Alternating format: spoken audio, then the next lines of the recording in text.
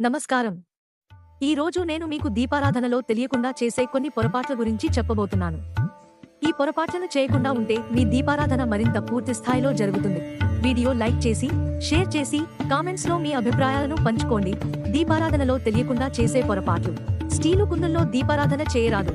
అగ్గిపుల్లతో దీపాన్ని వెలిగించరాదు. దీపాన్ని అగరవత్తితో వెలిగించాలి. ఒక వత్తి దీపాన్ని చేయరాదు. ఏకవత్తి శవం వద్ద వెలిగిస్తారు. దీపారాధన 3 చోట్ల కుంకుమ పెట్టి అక్షతలు వేయాలి. విష్ణువుకు కుడివైపు ఉంచాలి. ఎదురుగా దీపాన్ని ఉంచరాదు. దీపం కొండెక్కితే ఓం నమః శివాయ అని 108 సార్లు జపించి దీపం వెలిగించాలి.